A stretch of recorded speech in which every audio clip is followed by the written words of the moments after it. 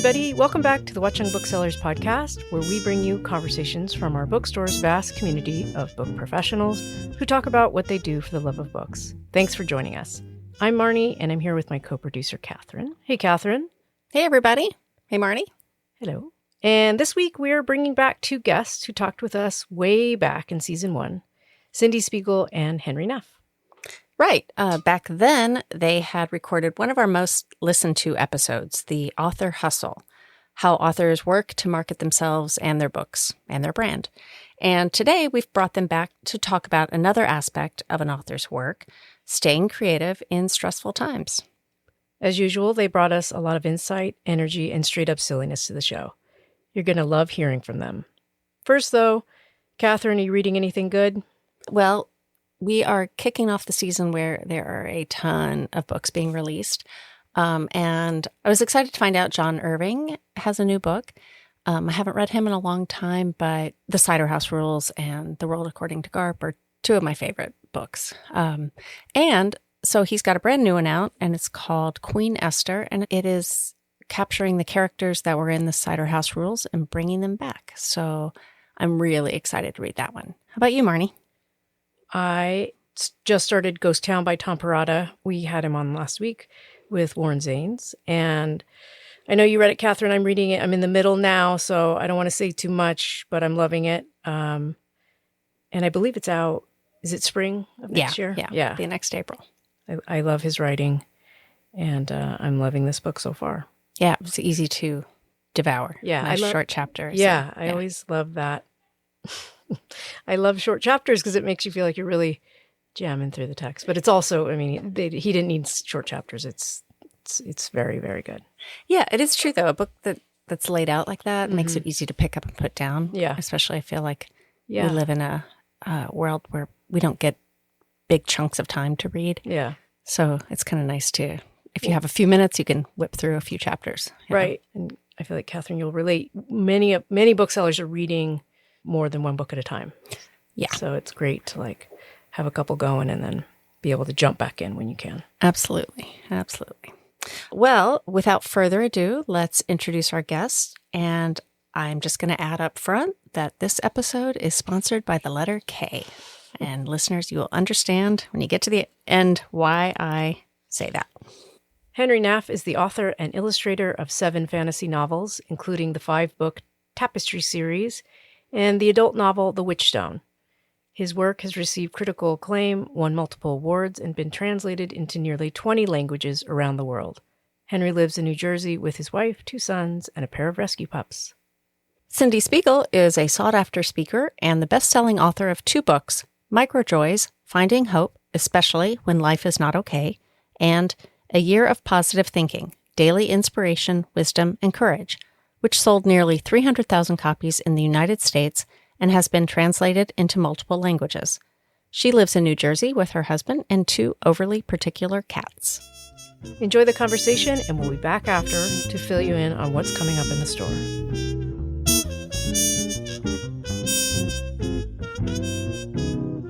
Hello, Cyndie. Oh, hey, Henry. Well, we are back and excited to be back on the Watchung Booksellers Podcast.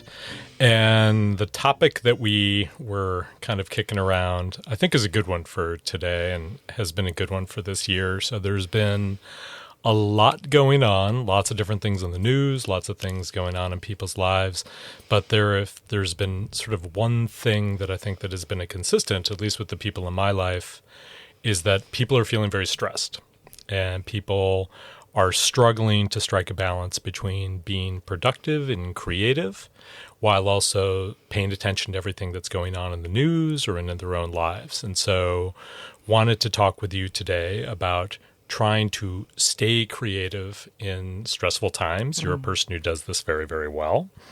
And so wanted to kick it off with an acronym. Oh, Henry, here we go. That I love acronyms. If you don't know, I used to be a consultant, and you're not allowed to be a consultant if you don't use a lot of acronyms. And a history teacher. And so what we're going to do is I came up with one, and I don't know if it works perfectly, We'll but discuss. Just be charitable. And that acronym was SPARK. So trying to kindle creativity, right, when we are not necessarily feeling creative or finding it difficult to focus. And so our acronym SPARK, it stands for, at least for me, soulful, keeping things in perspective or proportionate, being authentic to your art, trying to come up with a repeatable process. And then this one, you're going to probably kill me, kinetic, having a lot of energy. And so you are a very soulful person. That would probably be one of my first adjectives for you. And so to kick us off, how do you think about sort of reminding yourself about what you do and sort of, why you do it? When you might be inclined to focus on other things? Yeah. First of all, I do feel like I have to just mention the acronym and the word kinetic. I did say no regular person uses this word in daily conversation. So for everybody listening, this was truly a Henry special. I had nothing to do with that. That's all I'll say about that. Okay, back to soulful. And this part of it, right? We are living, I don't even want to say in unprecedented times. It is wild out there. I find that one of the most important things that we all have to do as creatives is stay as grounded as possible, right? And what I mean by that is managing our input. It's, again, as writers, as creative folk, we're very curious about the world, but we have to protect what we're taking in. This is something that in this day and age, it feels like everything is coming at us. Social media, all these things are coming at us. The news, the pop-ups on your phone. And something I have to continuously remind myself is that nothing is coming at us. We are making these choices, right? We have the notifications turned on our phone. We are scrolling social media. We are turning on the TV and watching news incessantly. So it is a choice, right? And we have to choose what we are allowing to come in, right? If we are going to continue to create and we're going to continue to write, we have to be very, very mindful and respectful of ourselves and what we're allowing in, because that will ultimately be what we're putting out. Yeah, and I like that word choice, because I think when I think about sort of being soulful and being a creative person and trying to make things and put things out in the world, at least for me personally, and I know a lot of other people are in a similar boat, I did make a choice at a point in my life where this was something that I wanted to do with my life. So when I was being beaten down with acronyms in the consulting world and in the sort of business world, I really did have this revelation where I was like looking at the partners' offices and their lives. And it's like, okay, well, ostensibly, this is what you are working for. But that's not really what I want. And when I was thinking about my life, I was like, well, gosh, if I got to the end of my life and I hadn't written some books or illustrated some books, that would be a real bummer. That is something that I know sort of in my heart of hearts, that's something that I know I want to do. I'm not terribly money motivated. I mean, it's great. I like money. Who doesn't like money? But that is not the thing that drives me. And so when I am feeling scattered, and I will confess, I should have said this at the very beginning, some of the things that we were talking about today, these are, in a perfect world, these are good things to do. Mm. I am not going to pretend that I am able to do them on a daily basis. I do them all. You do them all. You are perfect. Perfect checklist. But, for me, I mean, like when I am struggling to focus or struggling to get my work done, I do find it helpful to stop and say, you know what, you made a choice to do this. These are things that are very important to you. These are things that are important to the legacy that you want to leave behind. And so ultimately, you have to find a way to balance these things. And I always think about the power of art to change a person's life and perspective, and the idea that making art is a fundamentally human endeavor that can connect people across time and space. And when I think about that, it makes me feel very profound. but it also helps to inspire me and remind me why I chose to do this, why I chose to get into this business. That was a very smart and thoughtful follow-up. I will just say, I don't know that I'm that deep and thoughtful, and I think that's why our friendship works. I immediately go to, how do I make this stop? How do I make the noise stop so that I can sit down and create?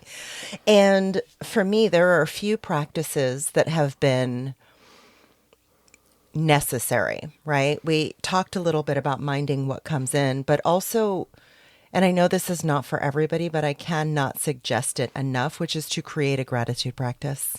Have a mindset of microjoys. And that's a plug for my book, which happens to be called Microjoys. But aside from that, it's, if we are constantly looking outward and seeing everything going on in the world and feeling like we're being attacked at all angles, it's very hard to work from that place. But when we can, for just a moment, step outside of that and say, what am I grateful for right now? Right? So it's bringing you back to the present moment. It's asking you to stop taking it all in and just for a minute of your time, be mindful of what else exists and what else you have in the world that isn't that. Building this mindset of microjoys is simply acknowledging what exists in the world in addition to all the hard stuff. So I like to say about microjoys, how do we on a daily basis recognize grief in one hand and joy in the other, right? We're not going to change everything that's happening in the world overnight, but we can also remember what brings us joy, remember what is important to us in the midst of everything else that's going on. I think that's first, and people should read Microjoys. I have read Microjoys. I loved Microjoys. And my stepfather, who is not a reader, read and loved Microjoys. Thank you. And actually made a toast to Cyndie at Thanksgiving dinner a year or two ago. But getting back to your point, I do like the idea that two things can be true. Yeah. So having perspective and, controlling what you can control and understanding that there's a lot of stuff that you can't. And that if you fixate on the things that you can't control, it's going to get in the way of doing things that are important to you. That's right. And so one of the things that I find helpful, and by the way, just for the people who are keeping along on their bingo card, we are moving to the P in my acronym. And I know it's not the greatest acronym, but it could have been like P as in pneumatic or How about psoriasis. P as in perspective? So P as in perspective. Perhaps not too. Proportionate.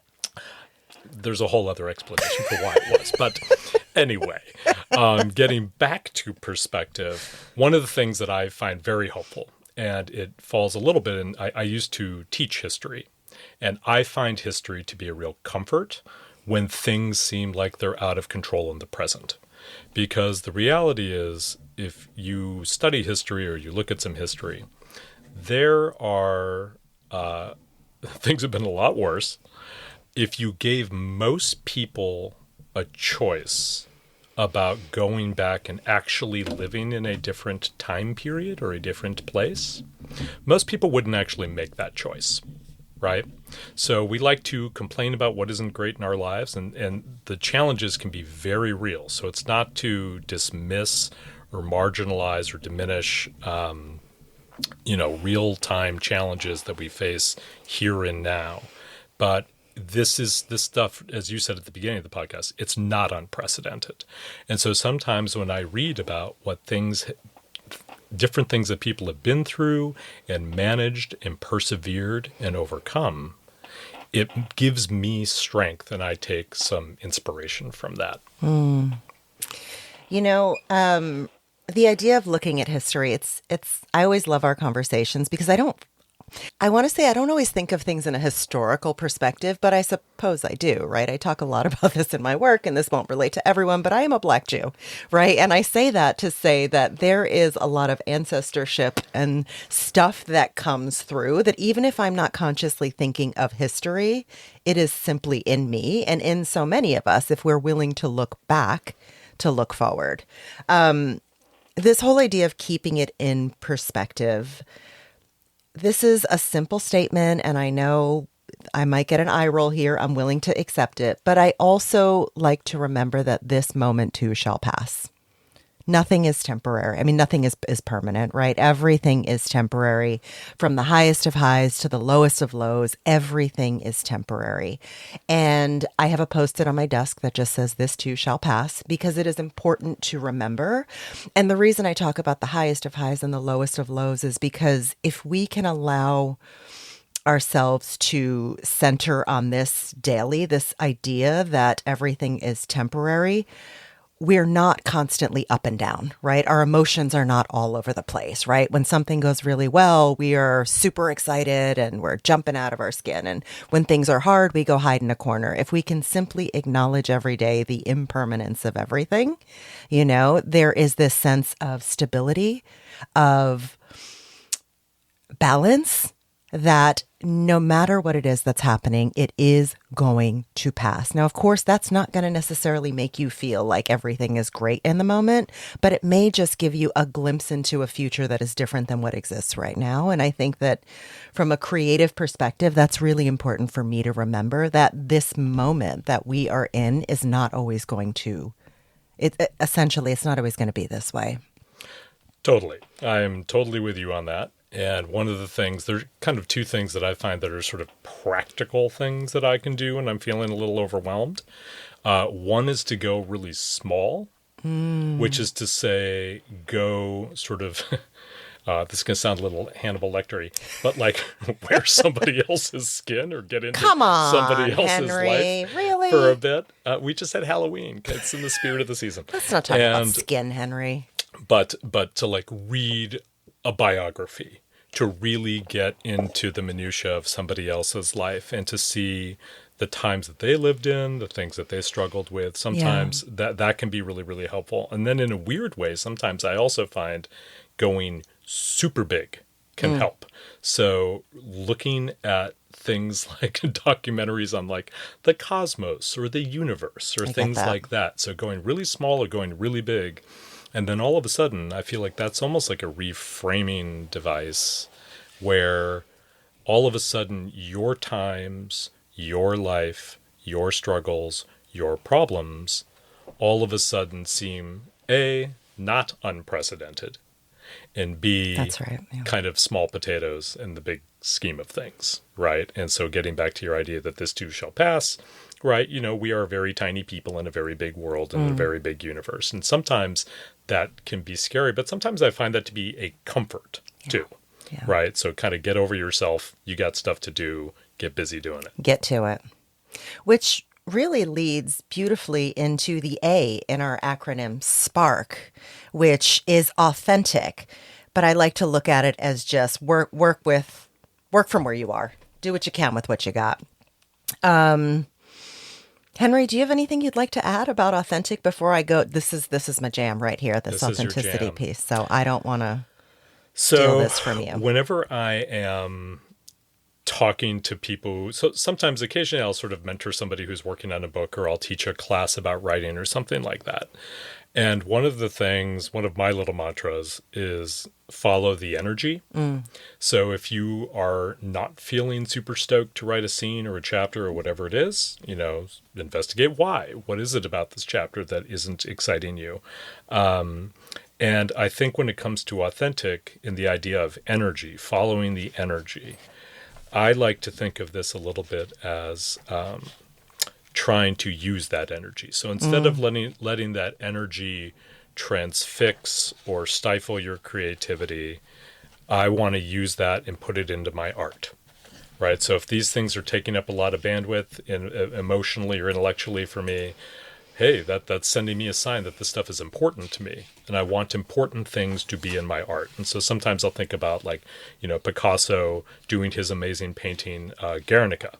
That we actually took our kids. We saw that this past summer, and it's just this showstopper of a painting in response to a bombing that took place in Spain. Or Shostakovich composing his symphony number 7 during the siege of Leningrad. These are people who took incredibly traumatic things and turned them into not just art, but art for the ages.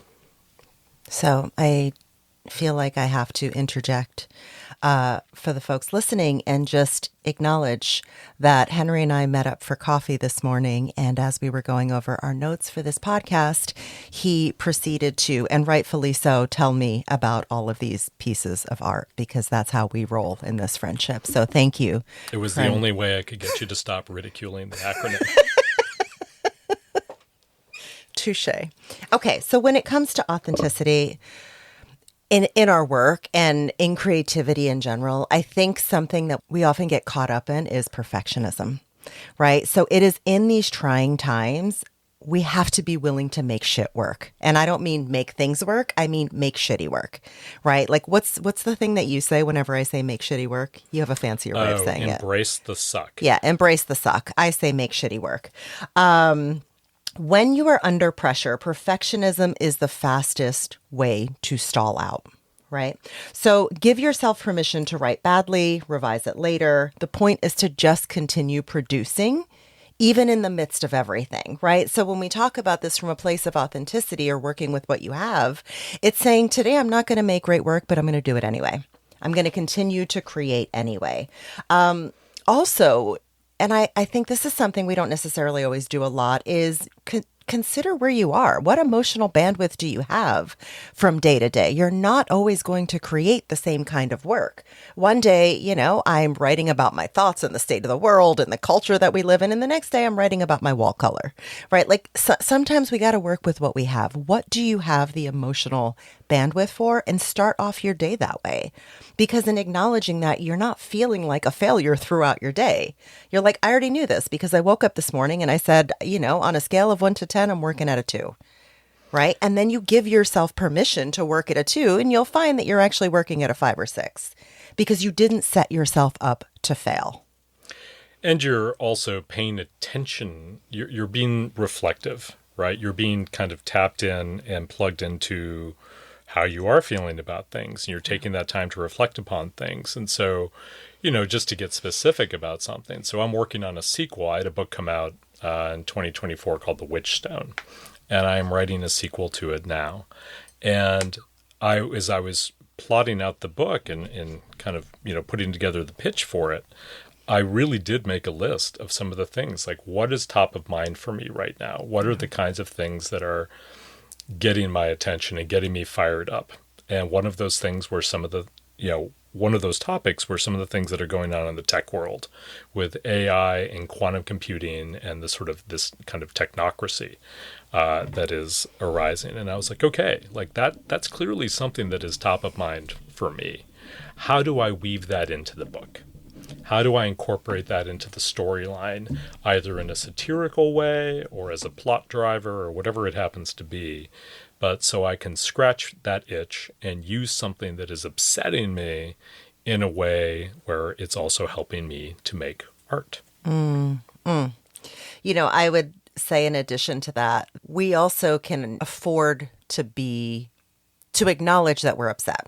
Right? Sometimes we acknowledge we're upset and then we go hide in a corner. We can acknowledge we're upset and use that to create. And I love that you're really good at this. I feel like sometimes I hide in corners, but you're very good at taking this and creating from that place. I just get fired up. You get fired up. I want to go to sleep. Instead of, having that fire up just fuel doom scrolling, which I will confess I can do. You do love a doom scroll. I do love a doom scroll occasionally. But it also can fire me up, though, in ways where it's like, okay, like that's something that is of this moment. And that's something I try to think about, which is whenever I'm writing a book or doing anything, there is an element of, I want this, whether it's good or bad, that's not for me to say, but I want it to be something that could only have been created by me in this time of my life and in this time, just in history. Mm-hmm. So it should be a reflection of me and what I can bring to it at this point in time. And by incorporating some of the things that are top of mind to you, or getting you engaged emotionally, stimuli, as I like to say. You love That's another stimuli. Word that Cyndie Henry likes to word. make fun of me for. Because nobody uses that word in Nobody daily uses conversation. that. Listen, when you have kinetic stimuli that are inspiring you and kinetic getting you firing, is what you said this morning. you want to use it. right? Because you can either, the stuff exists, right? So you can either channel it into something positive or just kind of let it nibble and eat away at you, which I don't want to do. So that is something that I try to think about. So how can I use it, and how can I use it in a way that is distinctly me? And when somebody, reads that book, they're like, oh, that's a Henry Neff book, right? So that's always a good challenge for a creator as well. Can I go back? You mentioned doom scrolling, and something that I didn't say earlier but would like to now is this. Again, I talked about we have a choice. Do yourself a favor in difficult times and turn off all the notifications and delete the social media apps. I go dark. I call it going dark. Nobody else notices that I'm even gone. But literally, delete the Threads app. Delete the X app. Like whatever it is that you're on, delete it and allow yourself to be there without the noise so that you can continue to build work that is authentic to who you are. Totally true. And also, to go back, social media and the algorithms that power social media are the opposite of perspective. Ain't that the truth? So they reinforce, they are driven by engagement. And nothing gets people more engaged than getting upset about things. And once they know that you're reading something, and I realize our audience, many of the people know these things, but if you read this kind of stuff, you're just going to get a steady diet of that stuff. And it is very easy to lose a sense of proportion and perspective. That's right. When you are fed a constant diet of things that are getting you upset. So it really is by muting some of those things or deleting them, or limiting your time on those things. It really is a powerful tool for trying to keep some perspective on things. I agree. I think at this point we can probably move right along to the R in Spark. You're very process focused. Well, you've created this acronym for us. I feel like I've rubbed off on you a little bit, and you're incorporating some of my consultancy acronyms. I'm doing my best. That I find pleasing. I'm doing my best, Henry, and I am here to make sure that you find what I'm saying pleasing. So thank you.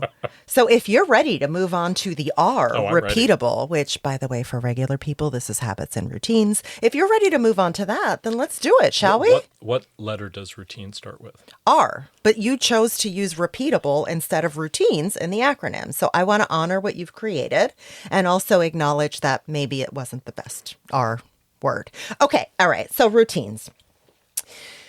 When we are struggling and we are in difficult times, break your work up into manageable pieces. There is nothing as overwhelming as feeling like you have to write an entire book today, or write even an entire article today if you don't have that in you.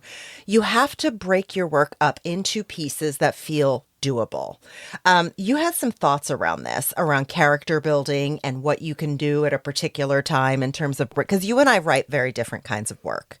So what does this look like for you, breaking your work up into manageable components? So for me, I'm typically, so if I'm writing fiction and I have, a big novel that I'm trying to work on, obviously, a novel is this big amorphous blob. Yep. Right, in theory. So you are trying to break things down. And some people write, kind of by the seat of their pants, pantsers, people like to call them.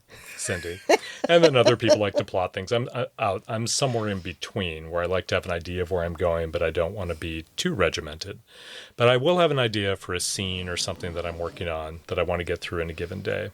But one of the things that I find most helpful is trying to set up an easy win early in the day. Yeah. So if I'm drafting a new book, one of the things I'll try to do, and I will confess, I don't do this every day. I'm not a machine.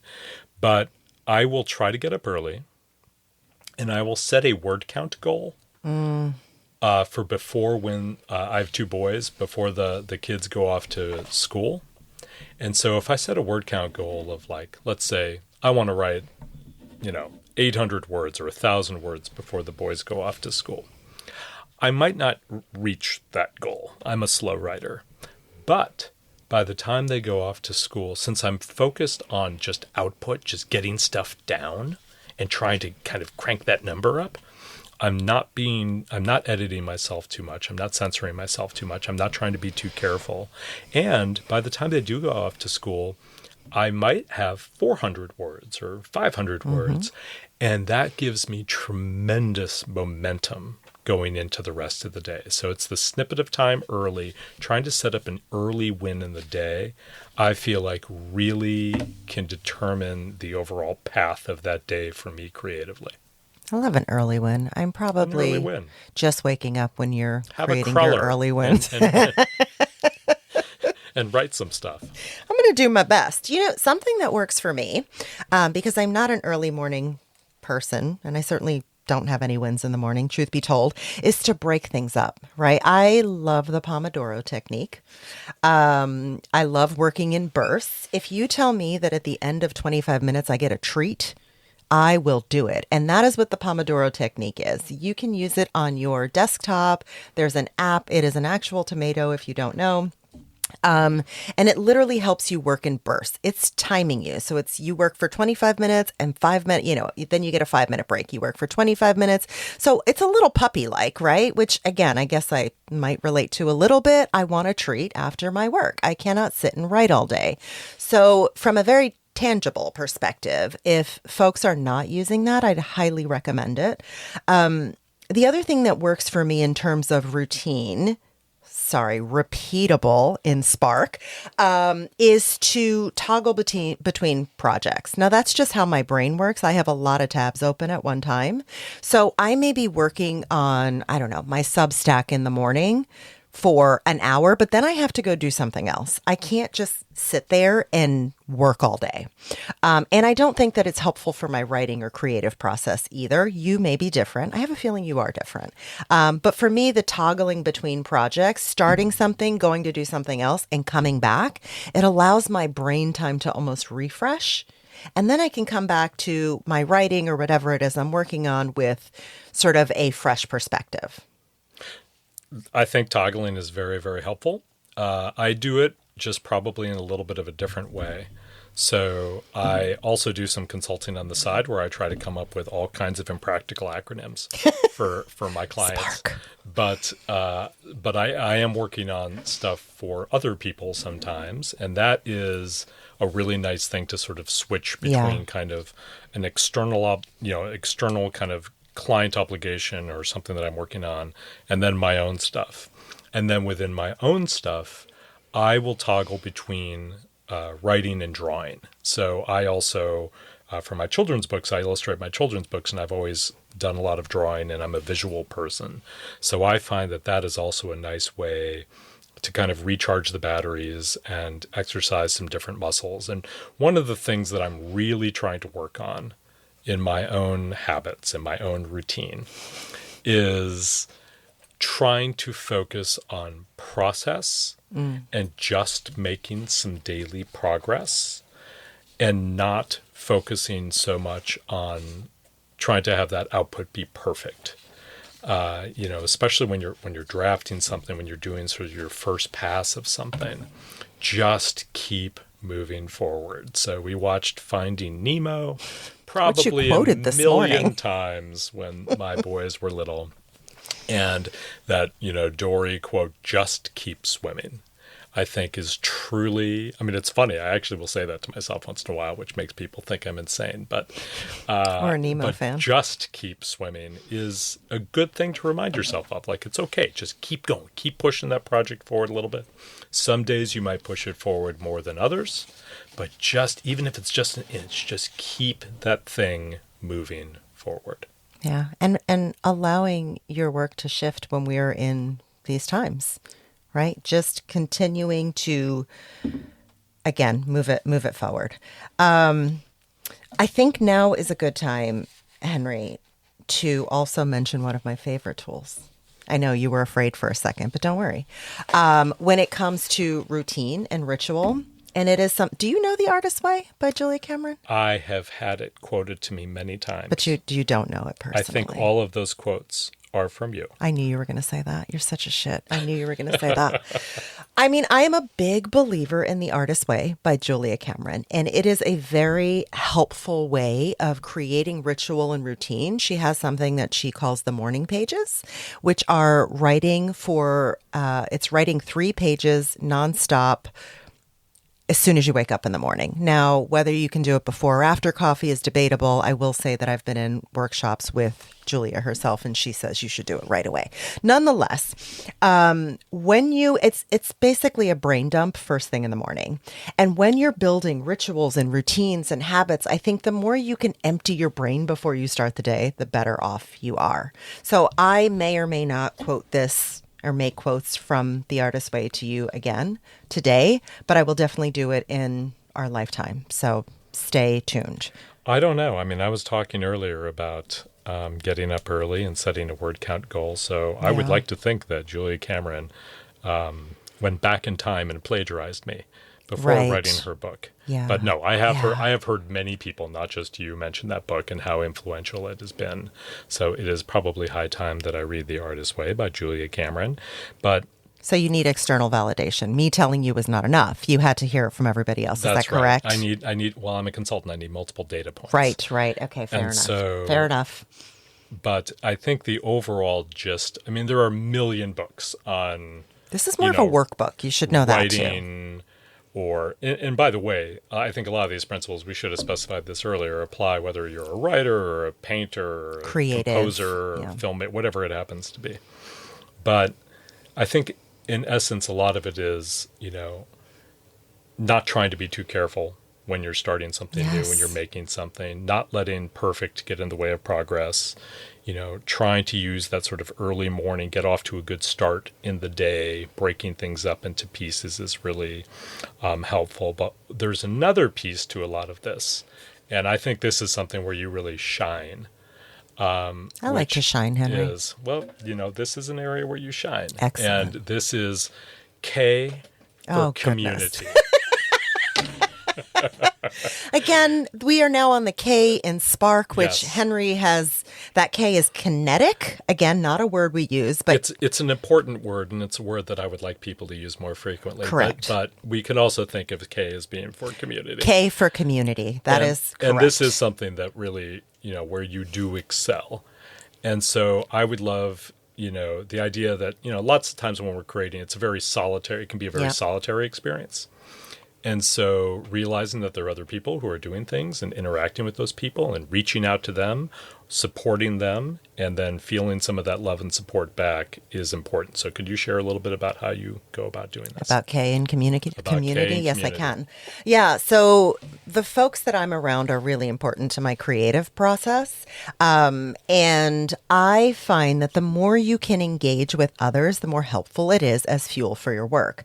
So I was feeling particularly lonely over the last 6 to 8 months, not so much today. And I use social media for being social. I don't use it for I have unfollowed a lot of news accounts, etc. So I can just use it for being social. And one of the things that I thought of, which is not my idea, but I certainly borrowed it, was how can I engage with my online community and move that into real life?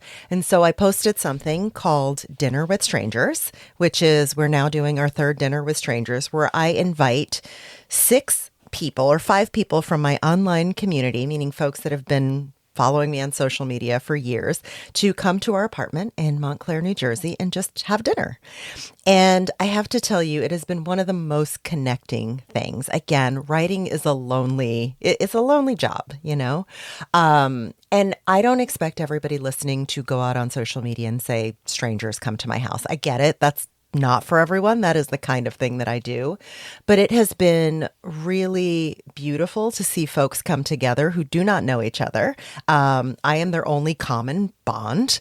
And it reminds me of the humanity in all of us, even in the midst of difficult times. So you may not do that. You may not go out and create a dinner with strangers, but just think of the different ways in which you can create with people be in community with a K with people, whether it's working at a local cafe, a co-working space, like really allowing yourself to move out of your home if you work from home and go to a public space. And by the way, when you go to a public space, take your headphones off. This is what I see in cafes everywhere. People have these giant Apple headphones on. And again, like not everybody wants to be spoken to, but I am that weird person on the street that says good morning to everybody. I have yet to not have somebody say it back, right? There's a way that we can acknowledge one another, even in public spaces, and still create. I like the idea of getting out of the house. Yeah. I like the idea of interacting with people that you might not otherwise kind of cross paths with in life. I am a member of the Montclair Public Library Foundation. So Yeah, I also you want are. to put a shout out for the library. So, go by all means, go to a cafe, but also we have some amazing libraries in town that I would encourage you to check out. How come we don't meet at libraries? We should meet at the library. I'm Let's all for do meeting that at the next time. library. Okay, sorry, carry on. One thing that I find helpful to do is just being in touch with other writers. Yeah. And that's nice because for a couple of reasons. So I actually just did a retreat with a couple of writer friends in upstate New York where we just hung out and we would, a friend was nice enough to let us use their place. And so we would just like make breakfast in the morning, share coffee, and then everybody would fan out and work on their stuff. And then we would get back together at the end of the day. And if people wanted to, they could read some of the pages they had written, or they could tap into the hive mind to help brainstorm kind of a solution to something that was giving them some problems. But it was just such a nice, affirming way of building those connections, realizing that other people, you're not on this mountain by yourself. There are other people also trying to kind of climb that mountain, and that can be a really wonderful and magical connection to make. And it wouldn't be possible without the letter K. So Without K for viewers community, like you. Connection, all of those different things. But it is a good reminder because this is so much of the creative process. So many of the things that we talked about earlier are things that you might wrestle with alone. And this last one is realizing that you're not alone and making those connections, which can be helpful creatively, but also just sort of, good for the soul, good for your mental health, good for kind of keeping those embers burning, also good for accountability. So I have a friend, Veronica, who lives in California, and we will keep each other on task. So it'll be like, hey, send me some pages. And it's not even necessarily the kind of thing where we're expecting the other person to drop everything and read those pages. That's right. Yeah. It's just, hey, I need to send these out to somebody so that I know I'm on the hook for being productive this week, and it helps keep me a little bit on task. Mm-hmm. Mm-hmm. You're very good at that. I would not say I'm as great at that, even though I do shine in community with a K. You put your essays out like every week. You have your Substack. I do. You're very reliably productive. I wouldn't say that. I do put my Substacks out, but I'm not sharing them with anybody else to sort of hold myself accountable. Sometimes I put shitty ones out. That's what I'll say. And I always feel bad after I do it, but then I think, well, this is what the people asked for. They want you to keep writing, Cyndie, so sometimes you get shit, because that's the kind of writer I am.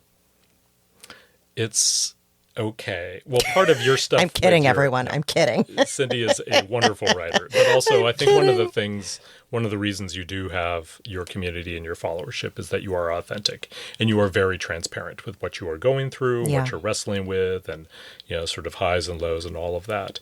I think we have gotten to the end of our fabulous acronym, SPARK, which I know people are going to be running off to.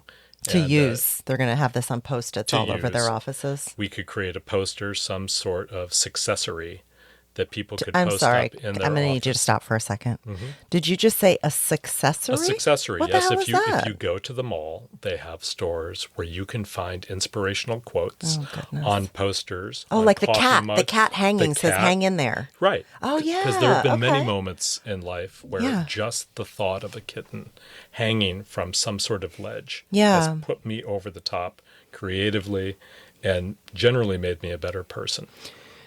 I feel like for the two of us, I'd like to apologize for Henry.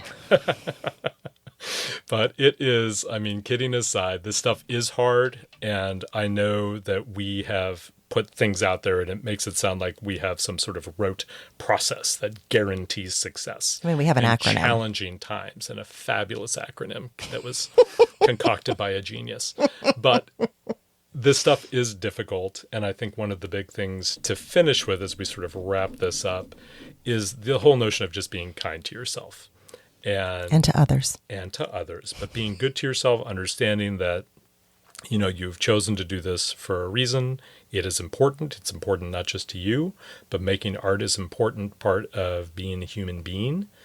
And sometimes some days are easier than others, but never lose sight of the fact that you have made this choice to make art for yourself, to put things out in the world.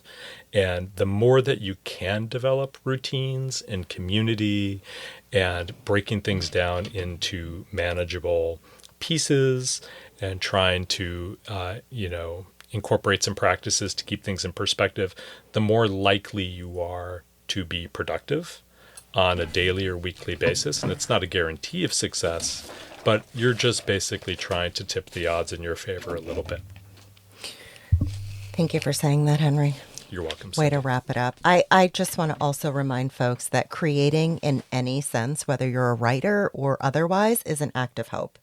When everything feels bleak, making something is an act of resistance. And we don't want to forget that. It's how you assert that meaning still exists, that story still matters, even under deadline, even in grief, even when you are tired. Your work is a reminder that art can outlive the chaos of our current world. Very well said. That's correct. I'm good at this. I know one of the things that we always like to close with on these podcasts is, what do you happen to be? And I'm going to expand it a little bit because, not everybody is always working through a book. But what are you reading these days, or what is something that you have seen or heard that you found particularly inspiring or engaging? Well, what I'm reading these days, first of all, I am an audiobook junkie. I just cannot stop. Audiobooks are great. I just can't stop. I have a million going at a time, so I don't know how great that is. But it's how my brain works. Again, all the tabs are open. Something that I am doing, and again, this is based on the times we're in, I am going back and listening to books that are about spirit and soul. And I just finished reading Seat of the Soul by Gary Zukov. It is an intense book, but it really speaks to us as souls as opposed to people. And I'm now also reading A New Earth by Eckhart Tolle. These are deep spiritual books. And I have to say, when I tried to read A New Earth when it came out, 10 or 15 years ago, I was not in a place to listen.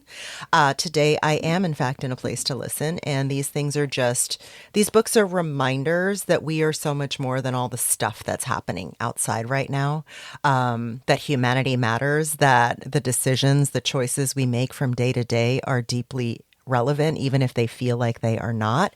And it's helpful for me to tap into that consistently. Not a book, but this sort of correlates to me is having a meditation practice. I'm on day 127 of meditating. Again, it's like the weirder the world gets, the more I need to go inward and remind myself that we are souls and that we matter and that everything that's going on in the world is temporary. Anyway, off to you. What books are you reading? Well, real quick on meditation. Yes. So I am not a meditator, but I feel like I should be. I feel like it would be good. I do too. I feel like it would be good for me. Mm-hmm.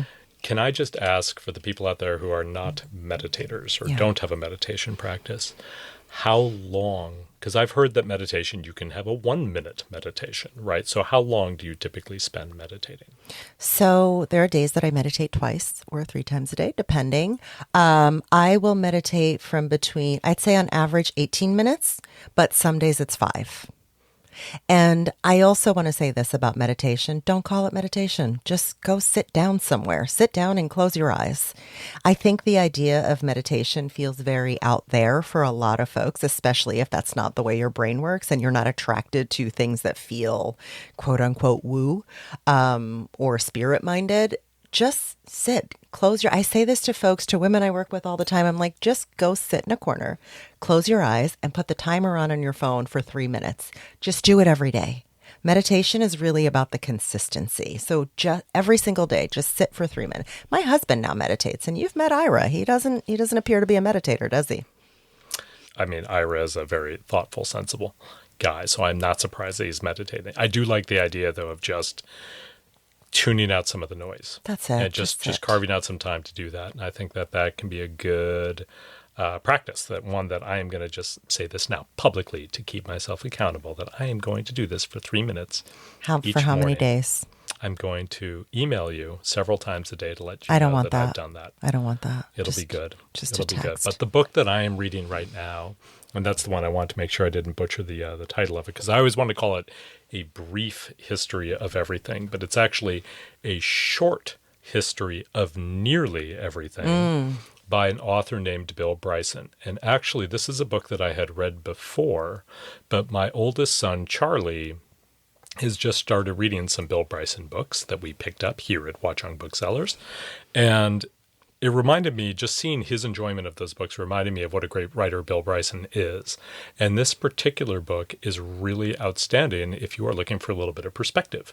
So through a series of just wildly engaging and entertaining essays, Bill Bryson literally takes you from the Big Bang up to the present, or nearly the present, by examining, just through these really interesting anecdotes, different aspects of just literally the formation of the universe and the planet and the evolution of life, and then the kind of rise and fall of civilizations and all these different things through these really entertaining and thought-provoking lenses in a way that is bite-sized, is manageable. It's almost like the most nutritious thing you've ever eaten that is incredibly delicious too. So highly recommend it. Say the name one more time. It the is title. A Short History of Nearly Everything by Bill Bryson. And it sounds like we can just borrow your copy because you're finished with it. That's right. I highly recommend it, truly, even if you're not the kind of person who necessarily reads a ton of nonfiction. He really, really makes everything entertaining and accessible, yet profound. I mean, I think we can end on that note. This has been such a joy for me to hang out with you and record this conversation, even if I did have to use the acronym SPARK and try to make that make sense for the folks listening. Well, thank you, Cyndie. It's always good to see you and talk about Spark. I know that we will continue to talk about Spark for the foreseeable future. And I just want to wish everybody who is listening a very happy day and the best of success in your creative endeavors. Ditto. Thank you, Henry and Cyndie, for joining us again and for sharing your tips and acronyms with us. Listeners, you can find links to their books and all of the books they mentioned on our website and show notes. And tonight, we are hosting our first cookbook club in the store. Led by Marissa Rothkopf, this will be a fun night of eating, chatting, and learning about books and cooking. It's not too late to join, so you can just call or register online. And on Thursday, November 13th, Clavis Natera will be discussing the Grand Paloma Resort with Caroline Palmer at the Montclair Public Library. And on Saturday, November 15th, children's author Bea Johnson will share her picture book, We Can't Wait. And back to baking, don't miss New York Times cooking food writer Vaughn Vreeland on Thursday, November 20th. He'll be sharing his new book, Cookies, with fellow food writer and author Melissa Clark. You can get details and tickets for all of our events, story times, and book clubs through our newsletter, show notes, or at watchungbooksellers.com. The Watchung Booksellers Podcast is produced by Kathryn Counsell and Marnie Jessup, and it's recorded at Watchung Booksellers in Montclair, New Jersey. The show is edited by Kathryn Counsell, and original music is composed and performed by Violet Mujica. Research and show notes by Caroline Shurtleff. Thank you to the staff at Watchung Booksellers and the Kids Room for all their hard work and love of books. And thank you for listening. If you enjoyed the show, please like, follow, and share it.